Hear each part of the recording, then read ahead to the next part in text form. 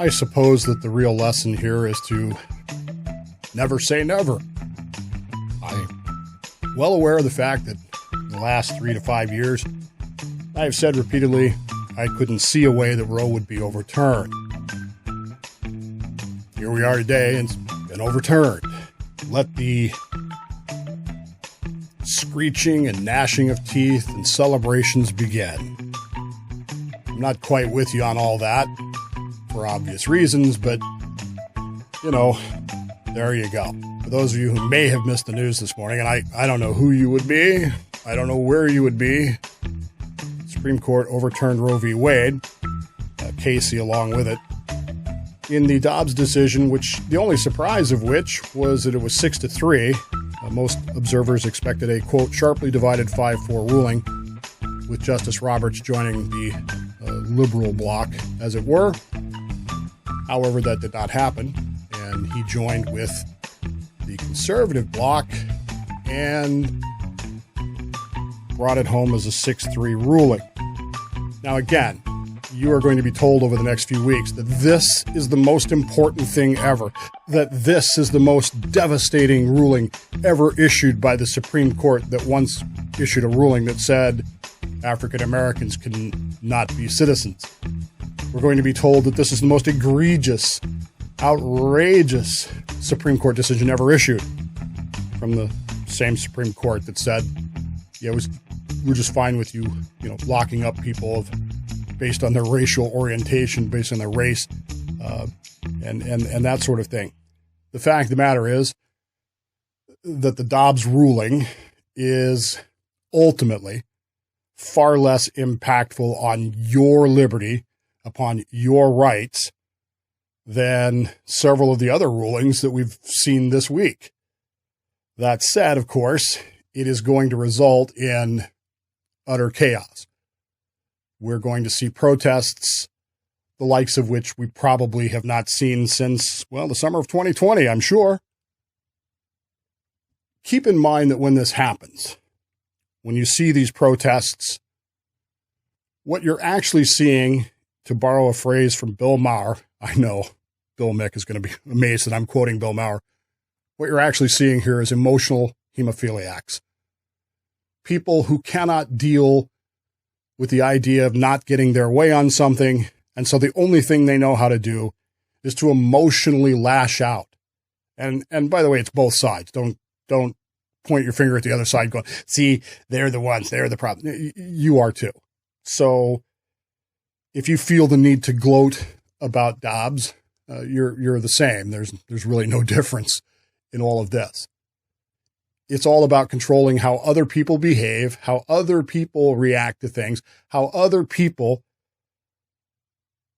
are forced to behave the way you want them to behave. My position has not changed on abortion.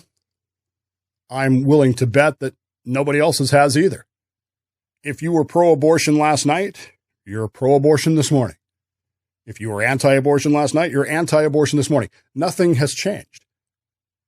In the majority, I believe, of the states of the United States, at least 50%, you can still get an abortion.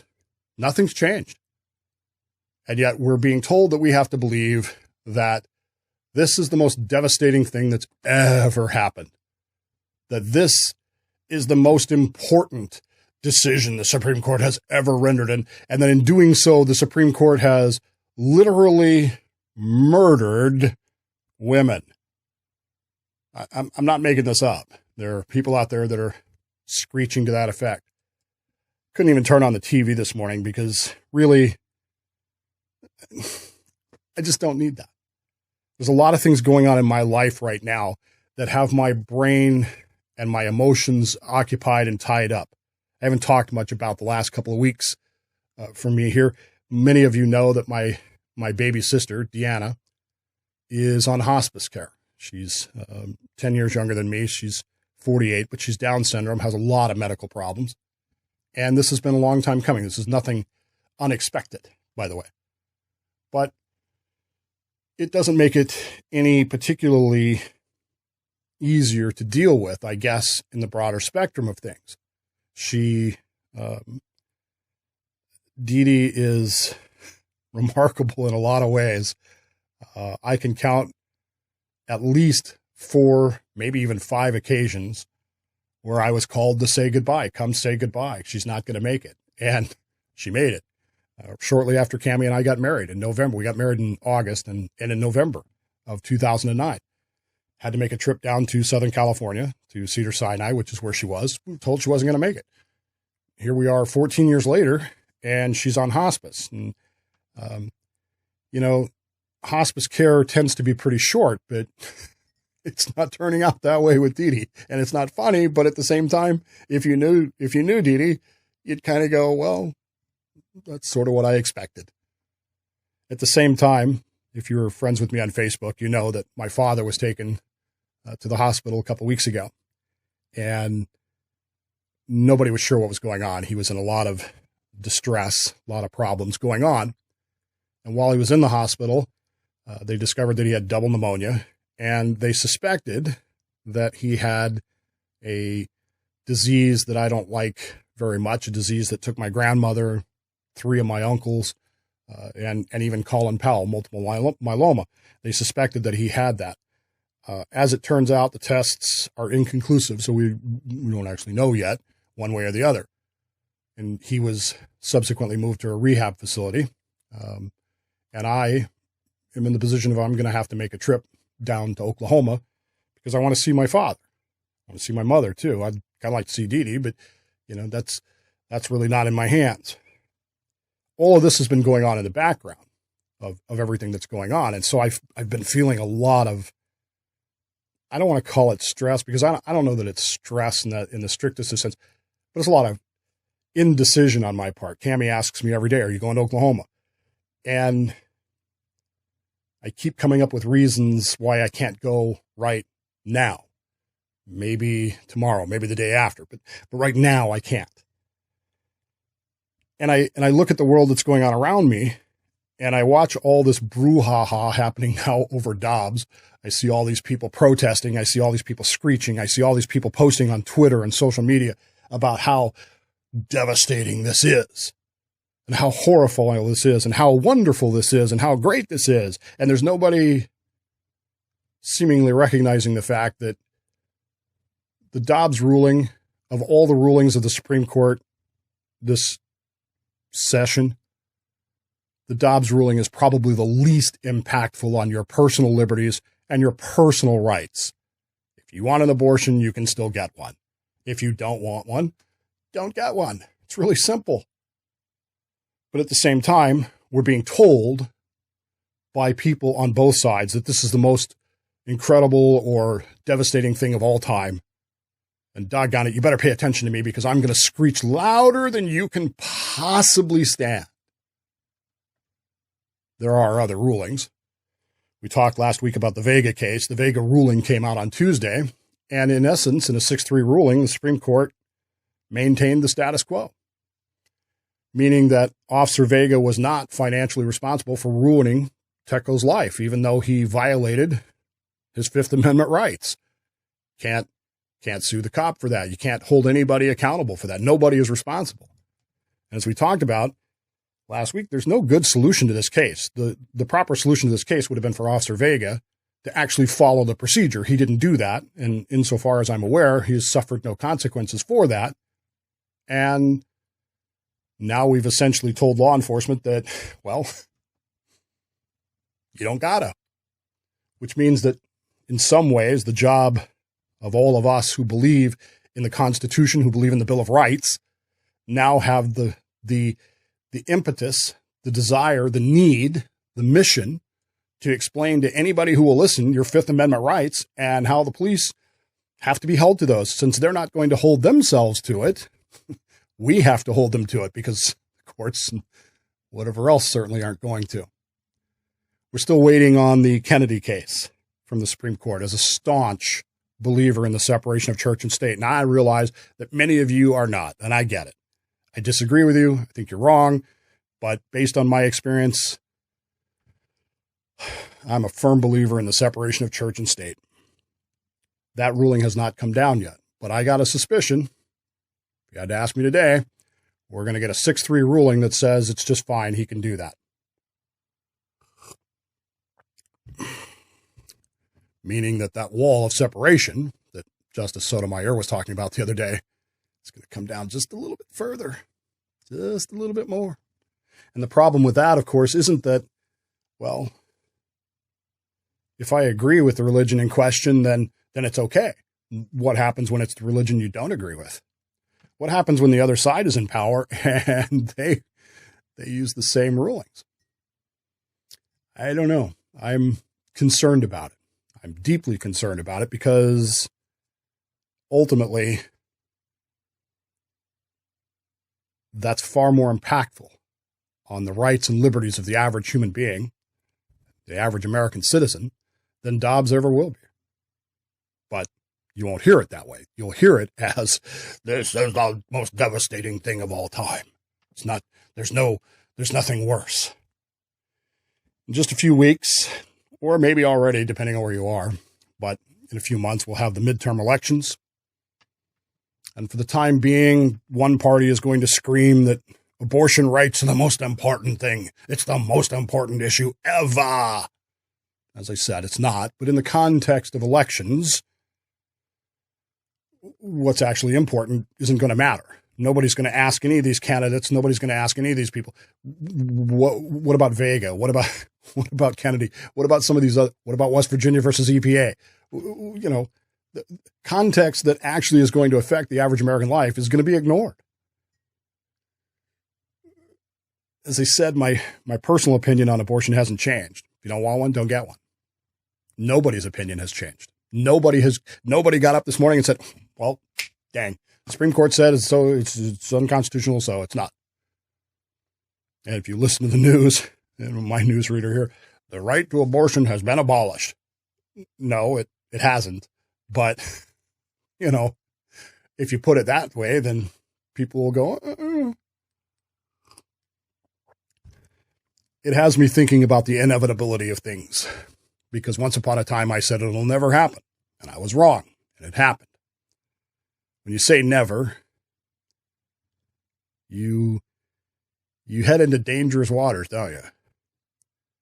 Somewhere out in the universe, in the solar system, probably beyond the orbit of Jupiter, is a meteorite. Now, it's a meteor. It's not a meteorite yet, because a meteorite becomes a meteorite when it hits the Earth, right? That's what the They Shall Be Giants sang about. Somewhere out there is a meteor. And as it has orbited the sun for 4.5 billion years, occasionally it's come closer to one of the gas giants, maybe Neptune, maybe Uranus, maybe Saturn, probably Jupiter. And its orbit gets nudged just a little bit. And that slight orbital change in things means that where it ultimately ends up is going to be different than it was when it started. 75 miles from here sits Mount Rainier. I think it's the most beautiful mountain in America. Mount Shasta running a close second. Mount Rainier has been a part of my life since 1978 when I first saw it. Spent a summer working right at the foot of Mount Rainier. And you can easily get entranced by its beauty. If you're watching the video, that is a picture of Mount Rainier from the end of my street. There are other pictures that I have of it, much closer. In fact, when Cammie and I were still dating and I came up here for the first time since 1987, it's one of the places we went because it's so entrancing and enthralling and calming to me. But the inevitability of things makes Mount Rainier the most dangerous mountain in America. Did you know that? You think St. Helens was a mess? When Mount Rainier goes, depending on how it goes, Tacoma's probably going to get wiped out. Eatonville certainly will. And even here where I live, 75 miles away, there's probably going to be some impacts. It's going to kill people. It's going to change the world because when volcanoes erupt, because volcanoes don't care about your politics, they don't care about your issues, they don't care about those things. When it does erupt, it's going to change the world. It's going to have an impact. And when that meteorite hits, it's going to change things. It might wipe out the dinosaurs. It might wipe out mammals. Who knows? But just a small change somewhere along the way. A micrometer. A slight nudge. A rumble. A steam vent. Changes everything. And all of your nevers go right out the window, don't they? You can never say never when it comes to something inevitable. And I guess if I'd have been a little more introspective, maybe I wouldn't have said never. But, you know, it's water under the bridge and I can't change it. What I do know is that if you're losing your freaking minds over Dobbs one way or the other, you're not paying attention to the real world. You're not paying attention to what really actually matters. Vega is going to have far more impact on you than Dobbs ever will. Kennedy might very well as well. Some of these other cases, either chipping away or adding to, as we saw in the New York case, those rights that we hold so dear. Those are the things that really matter. Because at the end of the day, you can still get an abortion if you want one. It's not going away. Hasn't gone anywhere in history. So it's not going to change now. So stop worrying about it, because just in case you forgot, and I have a suspicion that many of us have, just in case you forgot, we're headed to war in Ukraine. The Biden administration just sent more weapons. More weapons. We have inflation's running crazy. Oh, by the way, China is threatening Taiwan, and the president said we would go to war over Taiwan. Israel and Iran are scrapping, and you know where that's going to end up. Inflation is out of control, but you've been told that inflation is your patriotic duty now. So to suffer under inflation to defeat the likes of Putin is patriotic.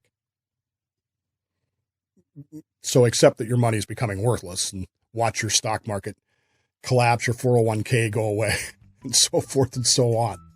Shortages are happening hand over foot, materials and stuff that you want. Oh, and the government, just for good measure yesterday, I saw a story, forgave $6 billion in student debt loan.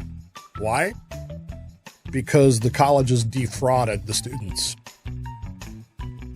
Come take out a loan to get a worthless degree. Oh, that's now fraud.